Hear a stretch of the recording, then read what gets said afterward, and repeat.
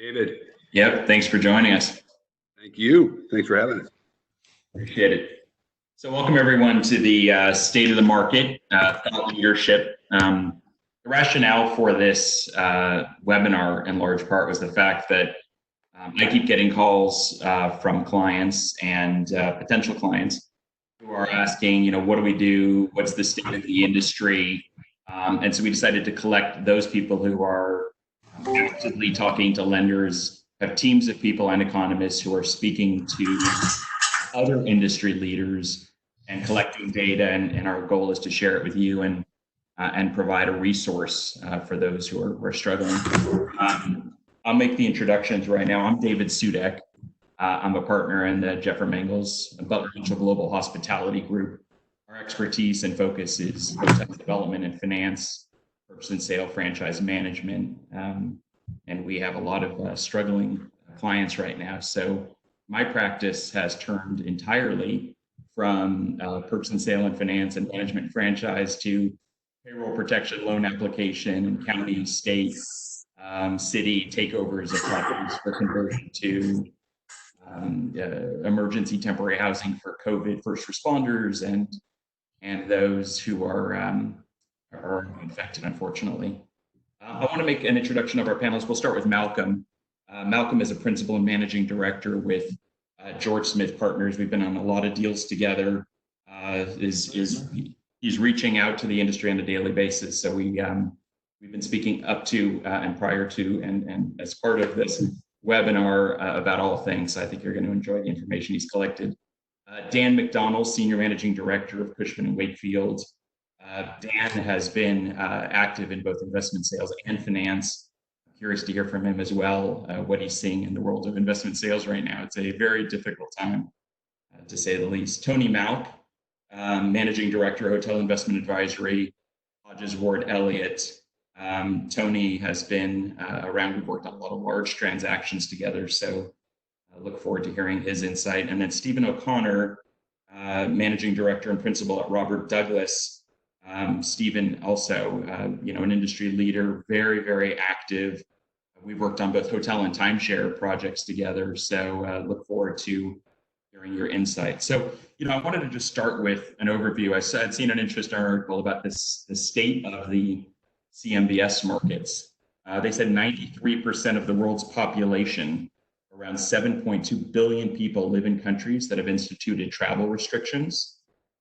The lodging sector has obviously been struggling and hurt by this, and even before the outbreak, Cushman & Wakefield and others were projecting some slowdown. So now we have upwards of 40% declines in hotel RevPAR, 60% drop just in this second quarter. So things are difficult. So I wanted to start, Malcolm, I'll start with you, just in terms of distress. What kind of calls are you getting regarding distress, and how are you guys handling discussions regarding availability of emergency capital as well as construction? Because I'm still getting a lot of calls on what's going to happen to my construction project. Go ahead, Malcolm. Yeah, I think we all recognize March 11th was probably in the U.S. the date that we're all going to remember. I think we all remember where the NBA announced a suspension of its season. I knew at that moment that the next morning was going to be filled with lots of calls and lots of discussions about what we need to do. Immediately my full service clients were talking about, having to probably shut the hotels down the next week. And frankly, having discussions about how long folks can sustain, mortgage payments and the like with very de minimis, cash flows. But frankly, there's three areas I think we're focusing on right now in hospitality.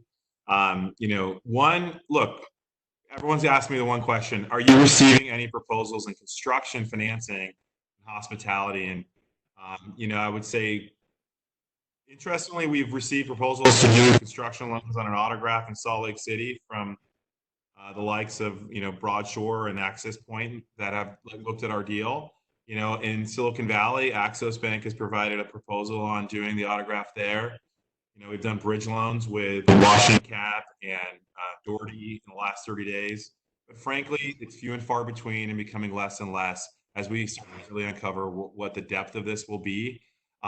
Really, we've kind of started about a month ago about talking about rescue capital. That was, I think, the first word I started using for it. And then I went to that to relief capital, because like one thing that's for sure, nobody created this. This is not anybody's fault. This is a black swan scenario.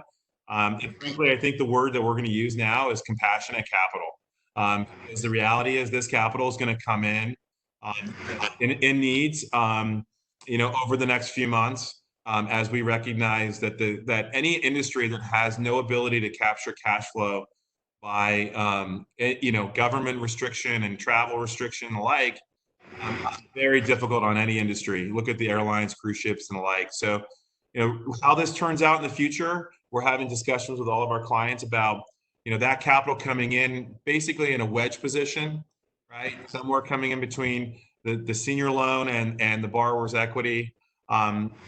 Basis is loan basis is something that we're all paying attention to.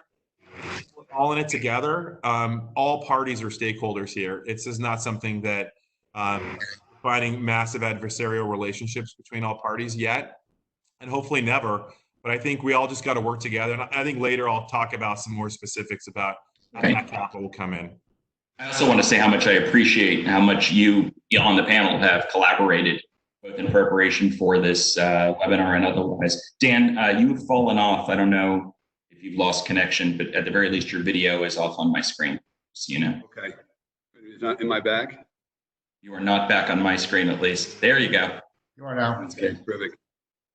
A dramatic entrance. Go ahead, Dan. Oh, thank you. Well, I think, David, you downplay your relationship with everybody because you're doing deals with everybody on this panel. So you're an active guy, smarter and hardest working attorneys out there. So, we appreciate you putting this together. I would just add to that, I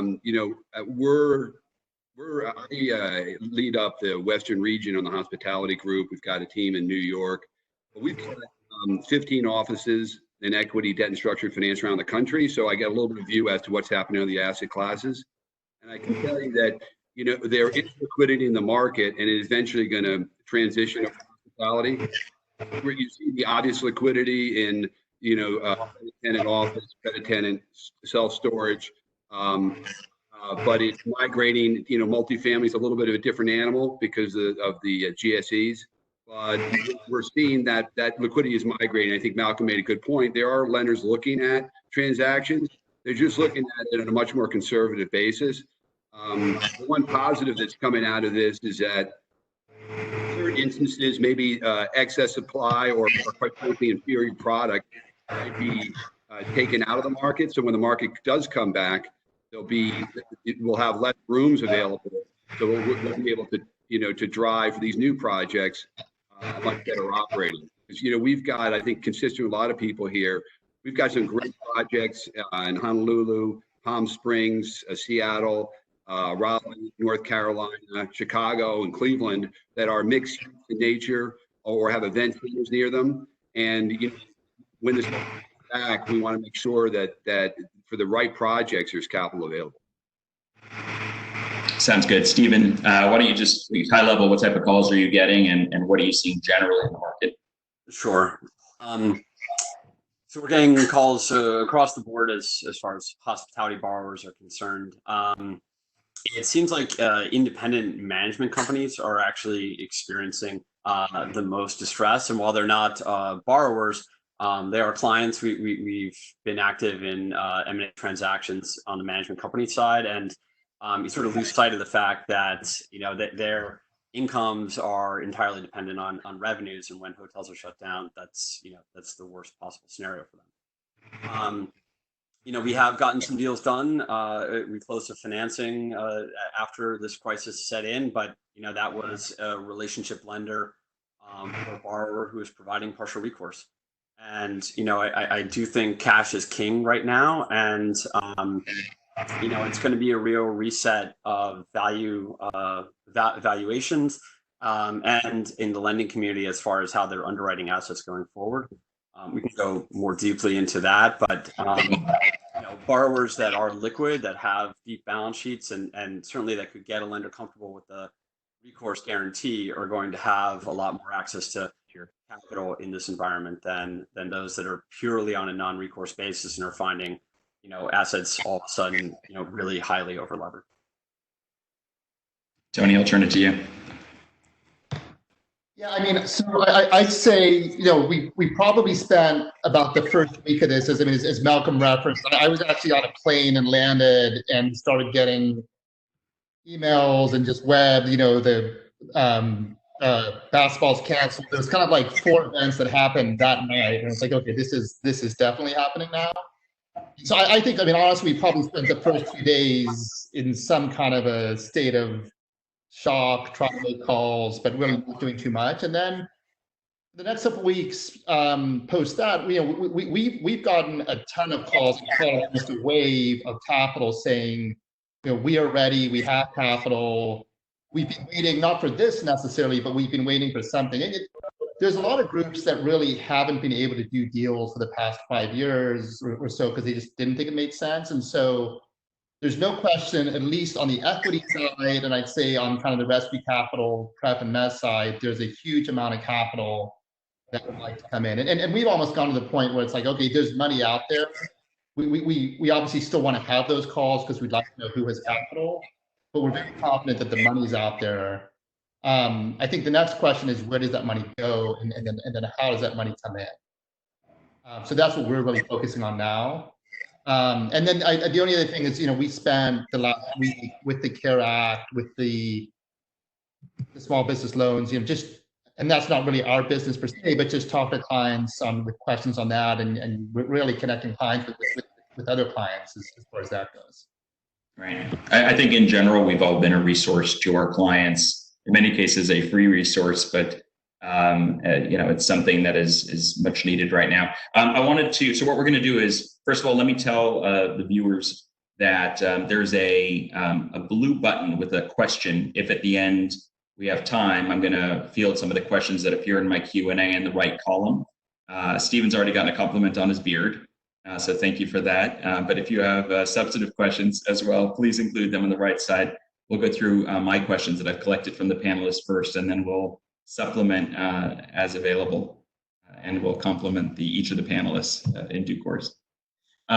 So first of all, it's early, obviously, in the process and in the distress, but most of the questions that I get right now relate to availability of financing.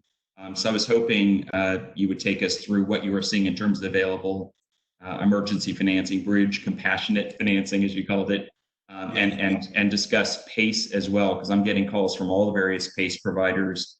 I know Stonehill, for example, has reached out to me saying, we want to come in and we want to fund deals that are either under construction or have been completed within the last 24 to 36 months, depending on statutory guidance. Malcolm, why don't you kind of talk to us? Yeah, look, I think we all are aware of unique capital sources out there. We've been getting calls from, obviously ground lease financing as well.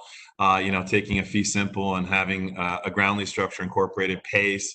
Heck, I've even talked to guys talking about EB5 rollovers from one to another, which would be interesting. So I think it all comes down to how the lenders will ultimately look at this as a solution in the next 60, 90, 120, 180 days, and how bad we're all doing in those time periods. I think one thing that there's no question the 5 of us have any idea of is really the visibility, and that's part of the challenge that we're all facing here. Is visibility is really how capital works.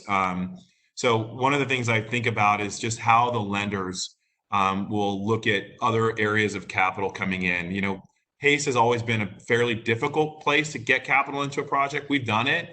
And frankly, it could be an area as long as the senior lenders are accommodating to PACE financing and frankly, ground lease structures.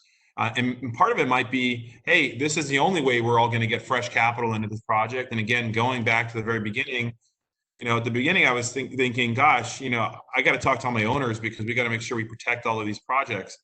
And also, I think this is as big of a problem for lenders right now. So I do believe we're going to create a scenario where we're all going to work together. But, it remains to be seen. We're definitely available on, I think everybody in this panel knows that, there's a lot of different types of capital. The one thing I will say, we hit March 11th like a brick wall. Before that, and as Tony was referencing, there is more capital out there in markets than, I was a developer in the 2008 recession. I was a young kid coming out of college in the 2001. Sorry about that. Those were, downward spirals into it. This one, very different. So the reality is, I think when we do come out the other side, there's going to be a lot of capital to work. How it comes in, I think, remains to be seen. Yeah. For those of you who don't know, PACE financing is a voluntary tax assessment. It's effectively a real property tax that you voluntarily put on your property. It gets paid with your property taxes, and it has the priority of a real property tax. And therefore, if it gets foreclosed upon, it wipes out everything in its path. Senior, ground lease, fee simple, ownership, et cetera. So but it's also something that cannot be accelerated. And it's very slow to foreclose. So a lot of senior lenders welcome it because it's a relatively inexpensive form of capital that can't be accelerated and can be dealt with over a long period of time. But it's great for investors as well because they get to put in money at 3, 4, 5, 6% on something that has super priority feature. Dan, what are you seeing in terms of availability of financing? Lost you. Am I back now? You're back on. Okay, great. I mean, the first, you have to look at all the stakeholders in your property. And currently, obviously, the government is one of those with the PPP. But when with the existing lenders, they've relaxed the TDR restrictions for FDIC institutions so they can give 90-day extensions. And that's the first order of business, right? You look at, your brand, who the hotel company is, relaxing on any of their PIP requirements, releasing FF&E reserves. You look to your manager, if you're keeping your hotel open, to accrue some of the management fee and put it at the back end. Maybe it's in form of a loan or something along those lines. And then obviously there's other elements like the rescue capital. I mean, this is clearly not a great time to be raising money, but to the extent that you have to, I think as people already made the comment, there is capital out there. But I think you really have to look at the full subset of who's involved in your property, who benefits ultimately, and then everybody should chip in. And then relative to your conversations with your lender, which is, when we can talk about restructures we've worked on, but you really need to come with them with a full story and do it before you default on the payment, right? So you're prepared to have a productive conversation. We're going to touch on how to approach your CMBS lender, because that is obviously a focus of a lot of our hotel owners. Sounds good. Steve, I don't know, Steve and Tony, if you have anything you want to add in terms of availability. If not, I want to talk about what types of hotels you think will recover first in terms of luxury, select serve, limited service, et cetera. But Steve, looks like you wanted to add on to the last thought. Well, I mean, just really quick, construction projects that are in process are going to have to be rebalanced. We don't know yet as to how dramatic that'll be. And it's certainly possible that developers will be able to negotiate lower costs to build as other projects are being canceled and the subs become a lot more amenable to rebidding projects. So, but it really might be Pace's opportunity to shine. Yeah, they're priming the senior, but that senior lender is going to have to be accommodative of any source of capital that a sponsor can access. Maybe that sort of coupled with a further equity infusion into projects is the way to go. Yeah, I want to add also that several lenders have called us, and I know Malcolm had a webinar where Jonathan Roth from 3650 was on. 3650 is one group, as an example, that said, look, we're wanting and willing to come into partially constructed projects and take over and infuse new capital if the lender's in trouble. So there are players out there, and I know you know all of them, that can come in and help rebalance and restructure a distressed construction project. Go ahead, Stephen. I'm sorry. No, I do you want to move on to the next question? I wanted to know about hotel sectors and who you think will, kind of recover most quickly from the crisis. We're getting calls from some of our luxury hotel clients who are actually not struggling, ironically, as much as some of the select serve. And part of this shelter in place dynamic is several people have housed themselves in luxury hotels. I would have never guessed that, but you're going to find that the occupancy, ADR, RevPAR declines in luxury has not been as extreme as one would expect. Yeah, it seems like people trust traveling in their own vehicles more so than getting on planes. So I do think drive to resorts, luxury properties in particular, are going to do well. The pent up demand for people to get into Napa as soon as the shelter in place lifts in San Francisco is going to be huge. I'm a little more concerned about Hawaii. I'm not sure when First of all, when the state will welcome people back. Right now, they've told everyone to stay away, and if you come, you're going to be quarantined for 14 days, whether you're showing symptoms or not. And then biotech, university research, government-driven demand, urban locations should do well. We're really concerned about big box and the group and convention houses, as that demand's likely going to lag. I think also the part that we're having some discussions with folks on is, what might be a temporary solutions for certain assets, right? So, some of our select serve clients, the reality is what happens on the other side of this. I mean, we're not epidemiologists. We don't know exactly how we're all going to come out this on the other side, but some assets may for the short term be more well suited as multifamily, right? SRO type multifamily. Micro units, right? That could be a solution for, a 3 or 4 year period of time. So that's definitely been something that we've had discussions with folks on. The other point of this is, what are the solutions for folks when they travel? I've talked to owners and say, how long before you actually go into a room does the housekeeper, actually when they exit, they vacate the room, how long before the housekeeper should clean the room? How long should someone stay in that room? These are unknown questions as we come out the other side. I think I'm curious to hear the other panelists' discussion on this, because I think that's going to be a big piece of the puzzle. But I agree. I think while there's large operating costs for these full service luxury properties, I guess there's a lot of trust in those properties as well. And I think that's something to be said for what we're going to be looking at on the other side, either at 3 or 4 months or 6 months from now. Yeah, I mean, I'd just say, so one, I think as we think about, what's going to come back first, our overall view is the first segment that comes back is leisure travel. And I think just, my family talking to friends, everyone is saying as soon as this is over, we're going, right? And there's differences between what over means, but I think there's huge pent-up demand. And I was talking to someone earlier this week, and they said something they're seeing. There's one silver lining they're seeing is actually weddings are getting booked. There's a lot of brides, but people need to get married. There's a lot of brides that have a lot of time in their hands. So, that's one segment that's going to move from this year to next year, and it's just going to happen. But I think leisure, we think corporate in certain ways, and then I think as Stephen said, group. And these big group boxes, I that seems to be the part that's going to take the longest here. But I think when you think about that, I do think, as Malcolm said, these kind of drive-to markets.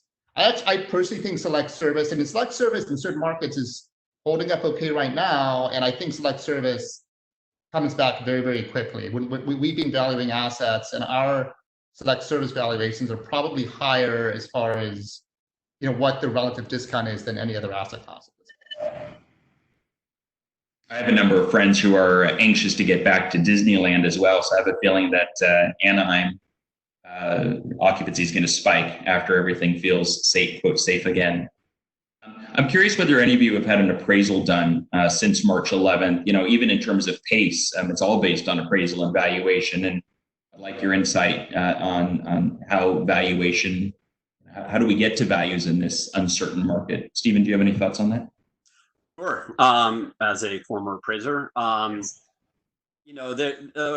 going to be incredibly hard to assume, a reasonable marketing period for an appraiser today. So they might have to make extraordinary assumptions of, extended marketing periods in order to get closer to, more reasonable, stabilized values that get through this. As far as value is concerned, I do think the appraisal community and investors in general are going to be looking to some of the trades that might occur from public companies just, selling out of their portfolios, as that's, a very public marker by which people are going to be able to benchmark values. And so you could see a pretty quick resetting of value expectations once a couple of the, of the assets and portfolios that are in the market clear. So as of right now, today, incredibly hard to get an appraisal done. Yes. And, also just in closing transactions right now, and I'm curious how other panelists are seeing this get done, but I mean, you can't get third parties out to property. So it's almost impossible to do environmental site assessment and other forms of due diligence that, buyers typically, absolutely require in order to release funds.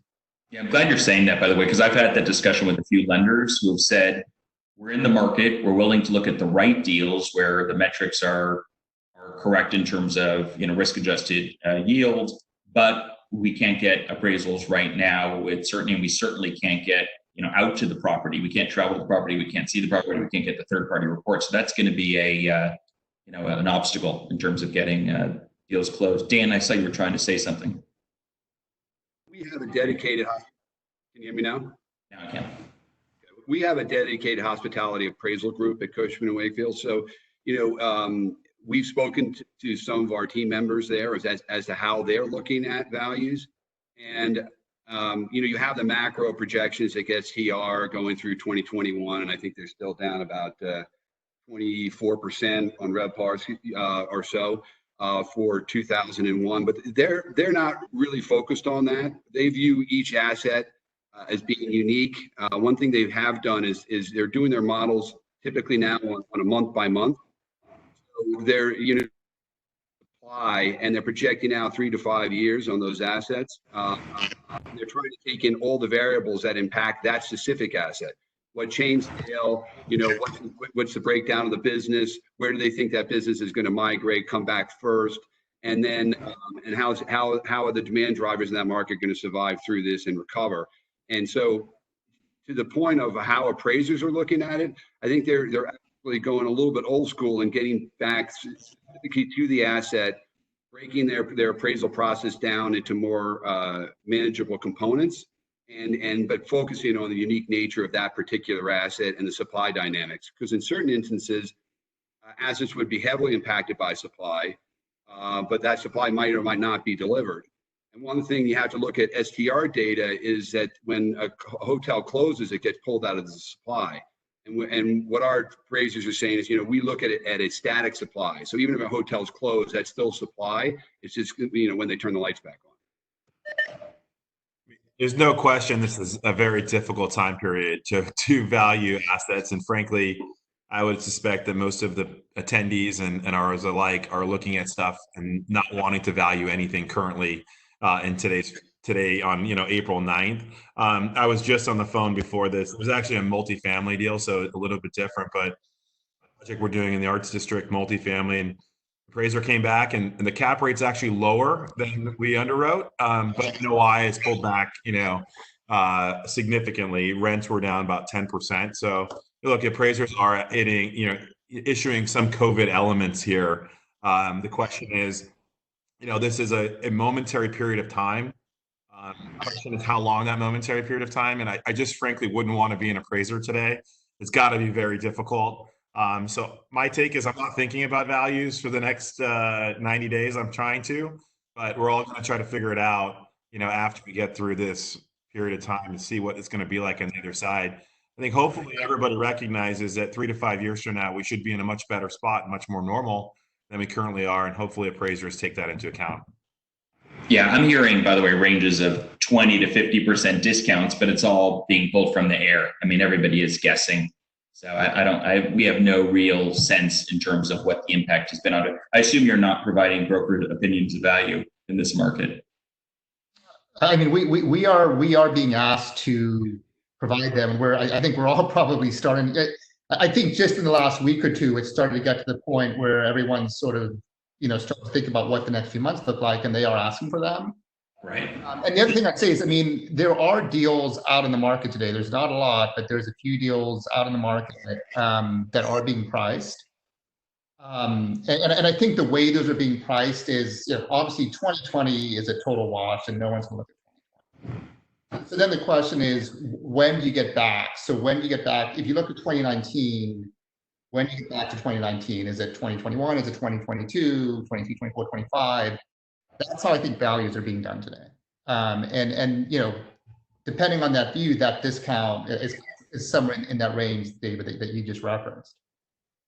Right. You just saw just to that point is, this morning, TALF was announced, right? And TALF was really what was back in 2010, which kickstarted back the CMBS market. So one thing we are doing in this financial calamity, I'd like to call it, is we're moving much faster than we did in the Great Recession. And that liquidity ultimately comes back all the way to, the asset level and ultimately all financing. So more liquidity will help everybody who is either buying, selling, refinancing. How that remains to be seen going forward. But I think that was a big thing that came out this morning. Yeah, we're getting a lot of questions about, is it all about the cure? When will we re-ramp and open? I don't think, unless any of you have insight, I think it's all guessing at this point in terms of what will allow us to kind of reopen and start the restoration process, the recovery process. I had a couple of those conversations with operators, and and obviously there's no defined timeline, and when the shelter-in-place orders get lifted, it doesn't mean everyone's going to open at once. But the calculus is like they're already have all these carrying costs. So even if you're opening at 20-30%, if it reduces that burn, and maybe you get even closer to break even, but that's better than what you're experiencing right now, they'll reopen. And maybe it's just a wing at a time so that you can build demand back. But I don't, unless other folks have a more aggressive perspective, the snapback V recovery, I don't think it's, and I don't think the market's pricing that way. For a V-shaped recovery? They're not pricing for a V-shaped recovery. Okay. In terms of product type, I mean, we touched on it for a minute. We do have from the most recent Q&A that came in from Mark Van Stecklenburg, said extended stay and all suite seem to be holding up better. Any other bright spots by product type or location? I don't know if you guys have insight in terms of other product types or locations that are holding up in this market. I mean, it's 93% of the country, they said, was down by at least 37%. That was the statistic I read. So it's I don't think there's any bright spots right now. Yeah, I mean, the only other thing I've heard is if a certain asset is next to a hospital or next to a temporary medical unit that's been set up, there's some of that is helping, but I mean that's few and far between. Right. I should mention, by the way, that my last 2 weeks have been mostly negotiating with state and county and some cities on temporary housing for COVID infected patients and also for housing for first responders or those who have been exposed to an infected individual but have not yet tested positive. I mean, it's a big and active cottage industry right now. Rentals range, I don't know, from 80 something, I've seen up to $120 a night, and they oftentimes take your entire hotel. If anyone needs an introduction to, the county or state, you can send me an email and I'm happy to put you in touch with the person who we're working with from the governmental agency. But that's saving some hotels, that and payroll protection. So I think the next thing we want to go to is sources of public subsidy. As far as we've been working on the Emergency Discovery Recovery Loan Program, the Treasury Program, EIDL, EIDL, the Payroll Protection Program, and then obviously there was an announcement today in terms of opening of a new lending capability directly under the Treasury lending program for $500 billion for those who are really too big.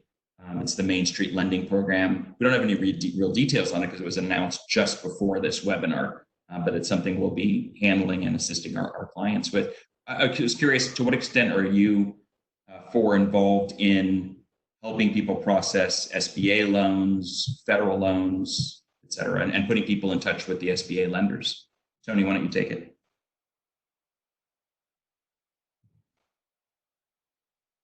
Sure. Yeah. So I mean, I think we're really not that involved. I mean, I think what we are doing is we have a lot of clients calling us with questions, and we're getting a lot of the same questions, so we're able to help as far as that goes. But I think that's really the extent as far as our involvement goes. I mean, the recommendation we're making to our clients is to work with their existing bank that they have a great relationship with.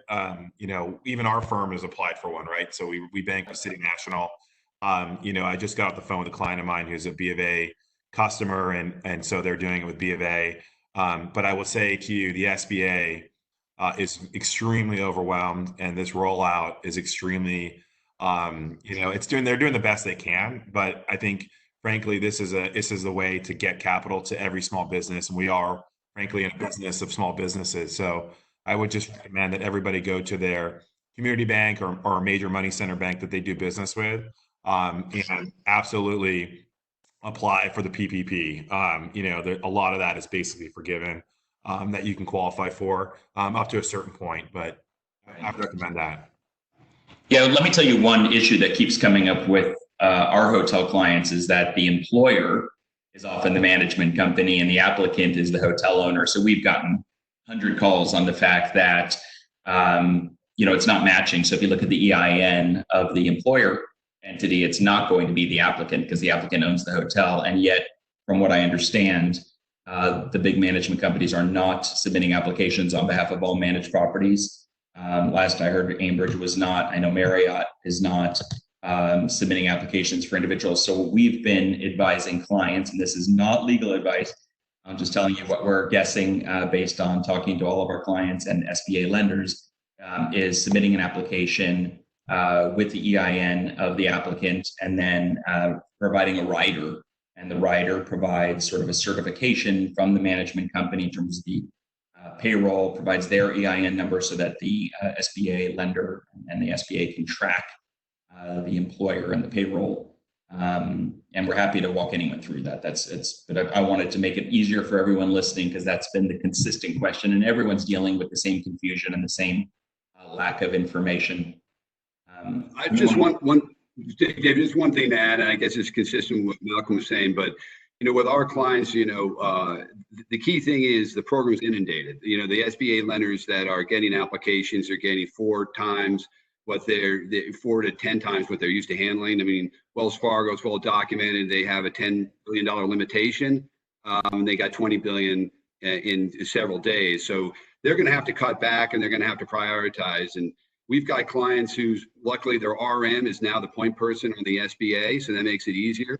But we also have clients where it's an FDIC institution that offers SBA loans, but their RM can walk the application over to the person that's the point person for the SBA program and make sure it's the top of the queue.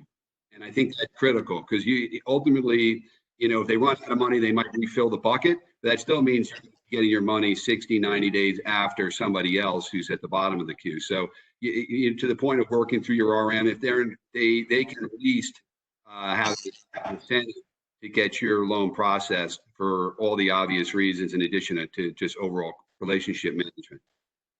It's a difficult decision, by the way, because if you have a relationship manager and it's at one of the big banks are completely overwhelmed right now. And then I'm hearing go to one of the small SBA lenders because you'll get more attention, even though you don't have the pre-existing relationship. But it's all guesswork. Go ahead, Malcolm. The one big picture is, you know, look, one thing for sure is everybody knows right now we're tacking on obligations to every asset in hospitality right now, you know, that is ultimately not being forgiven. Right. I mean, even working with our lenders and everybody, you know, the reality is we're tacking, you know, to Dan's point, hopefully negotiating and adding, you know, the mortgage payments to the back end of the loan, adding some term or minimum multiples in exchange for that. But the reality is, you know, apply for anything you can that has a forgivable element to it, because that's the only way you're not going to tack on more obligations to your asset. And the lease right now, until things change or things come up with any government support, you know, a $150 million asset I was on the phone with a client on. I said, what do we think is the additional add-on right now that we've got to deal with? And I think we came to an assessment that even with reopening in a few months and the like, it's a $10 million problem. So this is not a small issue.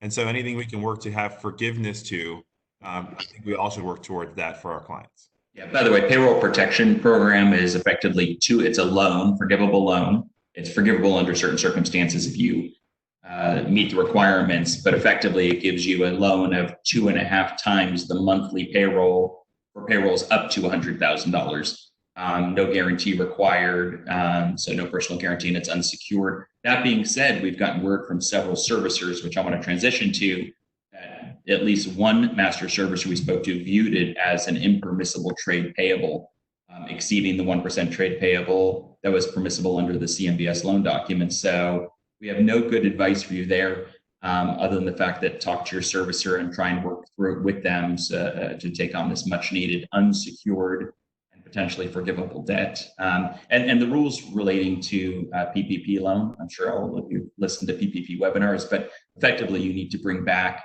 employees, and then you need to employ them for 8 weeks. And the test, this loan, by the way, is available until June 30th. That being said, they're running out of funds. So I would apply soon, and whether or not you've already brought back your employees, and then by the time the loan originates and funds, you can have brought back your employees. We're happy to walk through the details with you. Most of the questions I've gotten both in the Q&A panel and in general relate to servicers, CMBS debt, and what we do and how do we approach our lender, both CMBS and non-CMBS. Tony, I don't know if you've been speaking to clients about this and how you're advising them, but I wanted to walk through the process because that's most people's focus of how do they get forbearance, both for a private lender and what are you seeing, and then for a CMBS lender and how are you reaching the special servicer? Yeah. So on the private side, which I think is so for banks, I think that's the easiest path. I mean, you should have someone to talk to directly there. And so our advice to our clients is have that conversation as early as possible, communicate as often as possible. I think for the most part, banks are being very, very reasonable now. I mean, back to Malcolm's point, we're all in this together. There's got to be, some kind of global solution. I mean, banks are, probably as much trouble as really anyone else is, right? So, I do think that's the easiest conversation. I will tell you, we have had a couple of lenders call us and say, my client is being very, very difficult. So the lenders call to say, how do I handle the borrower here? So that I don't think that's happening a lot, but we've had a couple of those calls. I think on the CMBS side, we're kind of back to 2009, 2010, where it's just harder to communicate with CMBS. It's just, who do I talk to? And you're kind of going from person to person. So I do think we do think that does get worked out. I mean, the CMBS in general is not set up to just take all these assets back. And it's not only our industry, it's office, it's multifamily, it's retail. So there's going to be a solution. I just think it's a longer conversation, and it just takes more time at this point. Yeah. By the way, 50% of all the distress in CMBS, according to the article I read, is hospitality sector. So I mean, I think that's. I mean, we're much quicker. We're always the quickest, but we have been hearing. I mean, office is starting to feel it, multi starting to feel it. So I think it's just gonna lag. But I do think, and well, it's better for us if it doesn't grow to multi and the other sectors. But in my this nightly rental thing makes us pretty sensitive to crisis. Dane, why don't you talk us through kind of what you're seeing in terms of applications for forbearance and what should support it, and what the communication with the lender should be? Is that a question to me? Yes. Okay, there we go. Well, once again, I think going into the forbearance process, you want to make sure that you've already contacted all your stakeholders and come with the best overall picture of that. You've been as creative as possible. You've identified all the sources of capital that could be used, whether it's PIP money that hasn't been expended but the brand signed off on it, whether you've got CapEx reserves that are available. What you've gone to to the brand, spoken to them about maybe some type of accruals, talk to your manager. Some of these managers could be potential stakeholders, right? Because they've got sliver equity they put into deals. They're backed by large institutional investors. Maybe there's an opportunity there for some, rescue capital that's a little bit maybe more favorably priced. But getting in ahead of that and presenting that argument that you've been as creative as possible, and if you look at the overall market, I think what RevPAR was $16.50 US for the week of April 4th. So you got a pretty argument that there's a lot of distress out there. I think it's just getting in front of it. What you don't want to do is default and then have them calling you, because it puts the discussion in a very negative light. Relative to the negotiations with the master, typically within the PSA, the master is very they're inflexible relative to forbearances or anything that has a real monetary component. They can free up reserves, but anything else relative to modifying the loan, they're precluded from doing.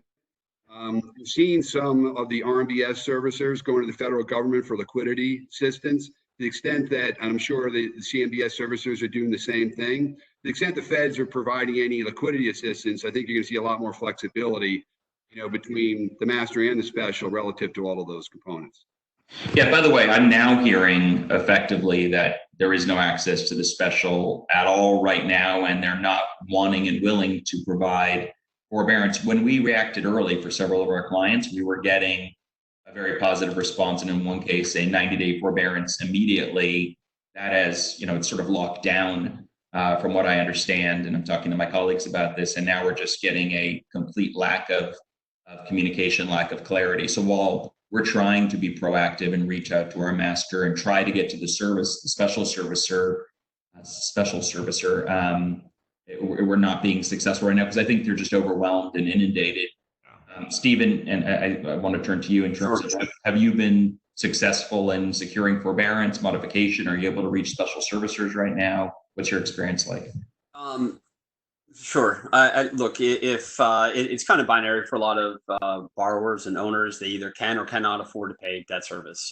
But if you can, we are advising against the notion of a strategic default, because you don't want to lose sight of the fact that for pretty much all owners, the best debt that's going to be available in the market is what's already in place, and best not to sort of give a lender or special servicer the option to call for the acceleration repayment of a debt.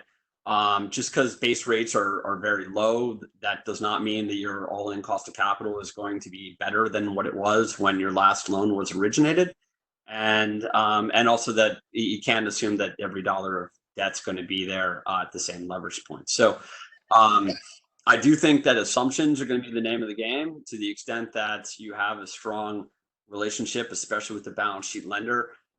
Don't let the lender off the hook. Keep them in place, and make it incumbent upon the lender to transfer and keep that loan out there if an owner is looking to sell and access liquidity. And the same thing goes on the securitized side. Again, it really depends on every borrower's relative value to the debt that they have. What's their what was and what is their new LTV. And if they're underwater, then their decision tree is very different than if they still have material amounts of equity to protect. I'm so glad you said that, by the way. We had that discussion internally with our team that assumable debt is going to make properties more valuable right now than ever before because it's debt that you could not originate in this market. Malcolm, I know you were. Yeah, I think one thing, David, is there are groups that have some serious expertise from the last recession as it relates to communicating with the specials. I would highly recommend going to the likes of you and others that are out there that have had that expertise from the last recession. That will be proved to be invaluable as it relates to that communication. One thing I did want to add as it relates to just how to manage those reserves. We are recommending clients to work with their municipalities and have discussions about the property tax, abatement as well. All right, it's a part of the reserves, and then you can utilize your tax reserves to help maybe create cash flows for yourself with your lender and your employees. We are seeing that in one major market that the city has been very actually open to it, and so they obviously certain municipalities, I'll just say like San Diego, for example, right? very heavily tourism dependent, recognizing this is not a problem. It's a problem for the city.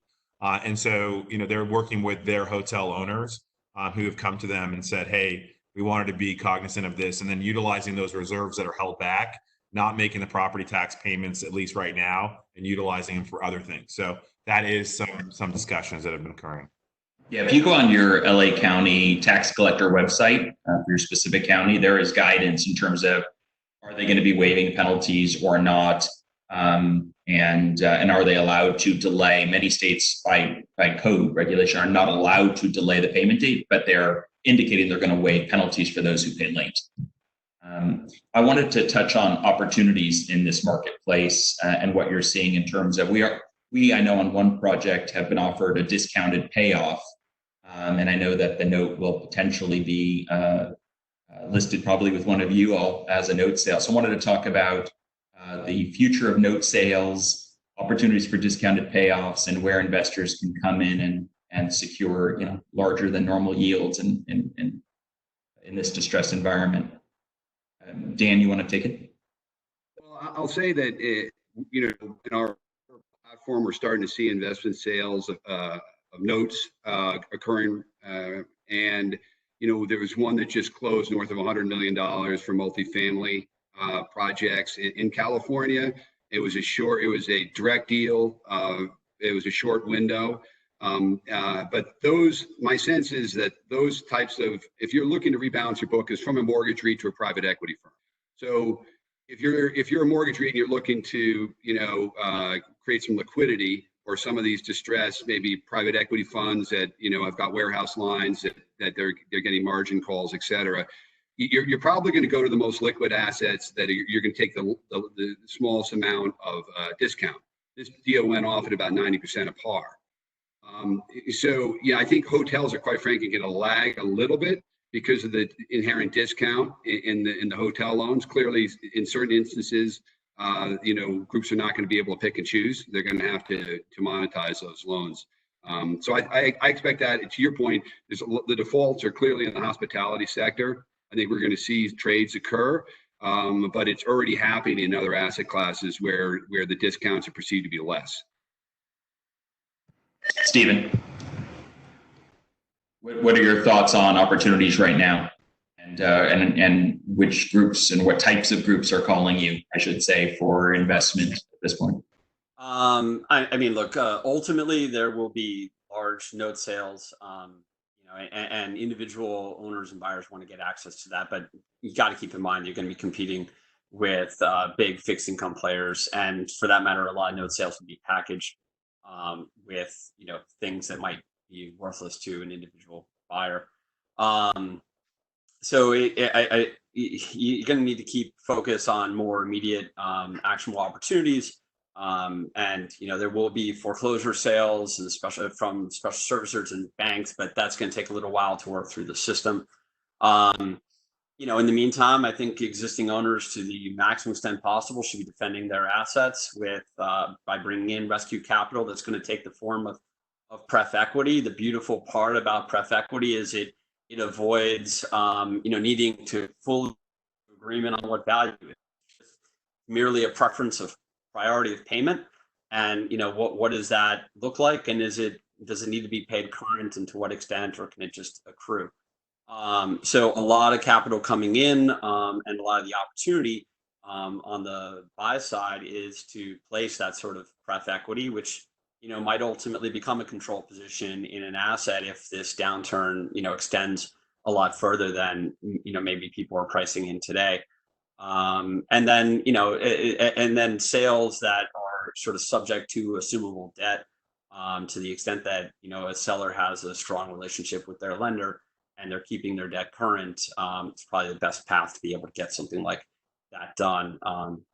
So because certainly lenders don't want to be owning assets, they want to find creative ways through this, but there's so much cash is needed to go back into these assets that it's going to inevitably, there's going to be those sort of distress situations, and investors that have large amounts of liquidity are going to be by far and away the best position to take advantage of it. Yeah, there are also going to be a lot of fully entitled construction deals that, for those who are willing to land bank, several of my clients have spent years getting these properties entitled, are extending their entitlements and wondering, will they be able to build them? For those looking to acquire fully entitled sites and willing to build to bring new product online, it's going to be an amazing opportunity to cut 5 years of entitlement. I think to Steven's point about the preferred equity, I definitely think that is the number one avenue everyone should go from the stakeholders and all the assets. The challenge is ultimately going to be, what is the last dollar basis of that preferred equity coming into the asset, and how much the note holder will allow that capital come in positions, not just above the loan, which is exactly where you'd want it to be if you're the senior lender. Would you rather have some scenario where you bifurcate the note, right, and have capital come in, where you have an A and a B piece, and the preferred equity comes in a little bit ahead of that B? It's a little technical, but I'd like to see and hope to see lenders thinking creatively, because I think this is something that was not created by a financial calamity. This is something I think everyone can ultimately recover from.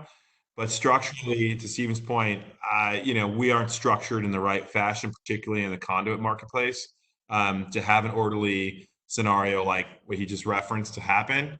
So we'll see how that comes about. And it brings me back to also the construction financing. We were closing deals in 2012, 2013, 2014 on construction drawings that were done in 2007 and 2008. So I would suspect that it will happen again. Yeah, I've got several questions, and we've got roughly 4 minutes left. Some of them are about franchise fees, franchise renewals. I'll take that if it's okay with you, and then you can pile on. But my compliment to the brands, by the way, in terms of how proactive they have been about fee relief, franchise extensions. I'm amending 6 or 7 franchise agreements right now to extend opening milestones and the like. And every brand I've worked with has been wanting and willing to provide relief in terms of the milestones and fee relief where appropriate. We've been doing suspension agreements to allow branded franchised hotels to fall out of the brand temporarily to provide COVID-related temporary housing, and the brands have been great to work with, so thank you for that. But in terms of franchise renewals, I haven't faced that yet. I imagine that they're just going to provide sort of an interim relief, because most of the PIP requirements, from what I've seen, have been extended. They're giving an extra year to complete the PIP. Anyone have any other insight? Have you been working with branded hotels that have needed franchise relief? Well, I'll just say that we've got one example. We had a client who was selling an asset that they actually are one of the groups that's going to benefit from this process, and that in their market they had 2 hotels. Their FLA was burning off in 2022. They had 2 hotels coming into their market they don't think are going to get built. They're going to get a lot of flexibility on the extension now, and also with their existing hotel, they've already had conversations with their hotel brand about relaxing the PIP requirements. So to your point, the brands either A, because things aren't getting built, or B, on extensions and or PIP requirements, have shown a fair amount of flexibility. They're trying to keep things in their platform. Sounds good. I would say, just in general, I think, and I think the brands are trying to figure out what's happening in their businesses. The management companies are trying to figure out what's happening. So I think to the extent something needs to get done, there's probably going to be cooperation right now, and it's going to be extended. So I don't think there's a lot of visibility there. And I just one thing on what where deals may be coming from. I think the one thing a lot is, I think you have to think back to prior to starting. So 2 months ago, 3 months ago, certain assets weren't performing, and the assets that weren't performing, if the owner there, you were trying to climb out before, longer climb out. So do you ask the lender? Do you just say, look, I'm going to sell? It's like that. We think deals are going to come from those assets where they weren't really performing before this, and so now why are you going to be a holder of those assets? Or so that's where we think that's the sorts of deals we actually think comes pretty quickly. What about the renovation market? We have a question about now is perfect time to renovate. Are you seeing renovations right now? I mean, I do have one client we're closing for COVID-19 temporary housing, first responder housing, and then we're going to go into a renovation, and then we're going to open up as a new brand. And the money we're using for the renovation is the temporary housing COVID-related funding. But I'm not seeing very much in the way of renovation because people are struggling for cash, for liquidity. Yeah, that value add, those value add bridge dollars are going to be hard to come by on a non-recourse basis. But I would think the very best borrowers and biggest players in the industry for sure will be able to access that capital, and it's strategic to take advantage of the downturn. The other side of the coin, though, is for properties that maybe remain closed for an extended period of time, that are in need of capital, that and or where you need a change of ownership PIP that could be fairly material to facilitate a transaction. Those some of those borrowers are going to have a hard time accessing, or not going to be able to put in as much of the cash that's going to be needed, and that'll create buying opportunities for for investors to put liquidity in those type of deals. One thing I'd add to this is we're never, I don't think we historically will ever have an opportunity where so many hotels will have to be opening, right? Reopening and re-ramping at the same time. So expertise is going to be one of those things that I think, all of the stakeholders will need. I think some, more inexperienced or less experienced owners today, I think some of the stakeholders will require some more expertise because we're going to have one heck of a ramp and reopening period that we've never seen before. So I think that's something we're all going to have to pay attention to. Yeah, it's a good time to be a hotel consultant. We're happy to make that introduction as well. By the way, after this, and we need to wrap up, but after this webinar, you're going to get a thank you email. Thank you for registering, and thank you for attending.